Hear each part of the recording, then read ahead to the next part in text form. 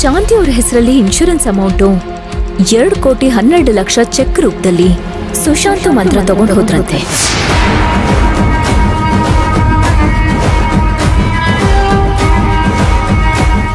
ಅದಕ್ಕೆನಾ ಅವಳಷ್ಟು urgent ಆಗಿ ಎಗುರ್ಕೊಂಡು ಓಡೋಗಿದ್ದು? ಅಲ್ಲ ಅರ್ಚನಾ, ನಿಂಗೆ ಅಷ್ಟೊಂದು ಲಿಂಕ್ ಇದೆಯಾ? ಕೆಲವೊಂದ್ಸಲ ಒಳ್ಳೆ ಕೆಲ್ಸಕ್ಕೋಸ್ಕರ ಅನುಮಾನ ಪಡ್ಬೇಕು ಅಂತ ನಮ್ಮಣ್ಣ ಹೇಳ್ತಿರ್ತಾನೆ. ಮಂತ್ರ ಇನ್ಶೂರೆನ್ಸ್ ವಿಚಾರವಾಗಿ ಮಾತಾಡಿದ್ದನ್ನ ನಾನೊಂದೆರಡು ಸಲ ಕೇಳಿಸ್ಕೊಂಡಿದ್ದೆ. ಯಾವುದಕ್ಕೂ ಇರ್ಲಿ ಅಂತ ಈ ವ್ಯವಸ್ಥೆ ಮಾಡಿಟ್ಟಿದ್ದೆ. ಈಗ ಅಲ್ಲಿಂದನೇ ನಮ್ಗೆ ನ್ಯೂಸ್ ಬಂದಿದ್ದು ಅಕ್ಕ. ಅದೇನೇ ಬಂದಿರ್ಲಿ, ಎಷ್ಟೇ ಬಂದಿರ್ಲಿ, ಅದಷ್ಟು ನಮ್ ರಾಘವ್ ಹೆಸರಲ್ಲೇ ಇಡಬೇಕು ಅಂತ ನಾನು ಸಿದ್ದು ಹತ್ರ ಎಷ್ಟೋ ಸಲ ಹೇಳಿದೀನಿ. ನಿನಗೆ ಗೊತ್ತಲ್ಲ ಅರ್ಚನಾ, ಆನೆ ಇದ್ರು 1,000 ಸತ್ರು 1,000 ಅನ್ನೋ ಗಾದೆ ಮಾತೆ ಇದೆಯಲ್ಲ. ನಮ್ ಶಾಂತಿ ನಿವಾಸಕ್ಕೂ ಅದೇ ತರನೇ. ಮಂತ್ರ ಎಂತ ಊಸ್ರು ಒಳ್ಳೆ ಅಂತ ಅವಳು ಬಂದ ದಿನಾನೇ ನನಗೆ ಗೊತ್ತಾಯ್ತು. ಸಿಚುವೇಶನ್ಸ್ಗೆ ತಕ್ಕ ಹಾಗೆ ತನ್ನ ಬಣ್ಣನ ಬದಲಾಯಿಸ್ತಾನೆ ಇರ್ತಾಳೆ. ಅದಕ್ಕೆ ನಾವು ಅವಳು ಕೊಡ್ತೀವಿ ಅಂದ್ವಲ್ಲ ಸ್ಯಾಲ್ರಿ, ಅದನ್ನ ತಗೊಳ್ದೆ ಹಾಗೆ ಇದ್ದಾಳೆ.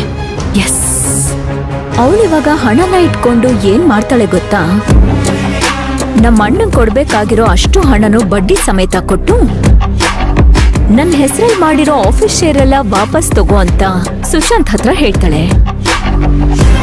ಸುಶಾಂತ್ ಅವಳು ಹೇಳ್ದಂಗೆ ಮಾಡ್ತಾರೆ.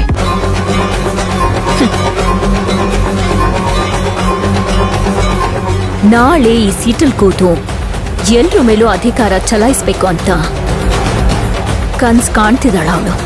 ಇಲ್ಲ ಅರ್ಚನಾ, ಆ ಕನ್ಸು ನಿಜ ಆಗ್ಬಾರ್ದು. ಅವಳು ಅಲ್ಲಿವರೆಗೂ ಹೋಗೋದಕ್ಕೆ ನಾವು ಬಿಡಬಾರ್ದು. ಹಾಗಾದ್ರೆ ನೀವ್ ನಾನು ಹೇಳ್ದಾಗ ಮಾಡಿ. ಏನು? ಅವಳ ಕನಸಿನ ರೆಕ್ಕೆನ ಬೆಳೆಯೋಕ್ ಬಿಡಬಾರ್ದು.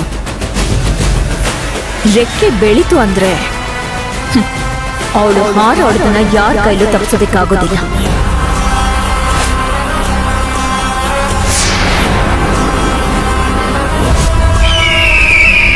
ಮಂತ್ರ ನಿನಗೆ ಹೇಳ್ತಾ ಇರೋದು ಸಾರಿ ಕೇಳೋ.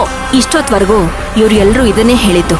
ಸಾರಿ ಕೇಳೋ ಹಾಗಿದ್ರೆ ಆವಾಗಲೇ ಕೇಳಿ ಮನೆಗೆ ಹೋಗ್ತಾ ಇದೆ. ಮತ್ತೆ ನಿಮ್ಮ ಹತ್ರ ಹೇಳಿಸ್ಕೊಳ್ಳೋ ಅವಶ್ಯಕತೆ ನನಗಿಲ್ಲ. ಅದನ್ನ ಬಿಟ್ಟು ಬೇರೆ ಏನಾದ್ರೂ ಇದ್ರೆ ಹೇಳ್ಬೋದು. ಇಲ್ಲ ಅಂದ್ರೆ ನಿಮ್ ಕೆಲಸ ಮಾಡ್ಕೊಂಡು ಹೋಗ್ತಾ ಇರ್ಬೋದು.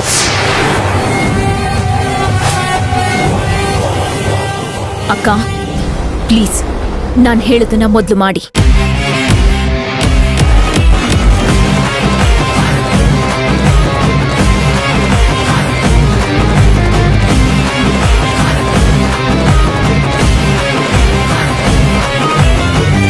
Okay okay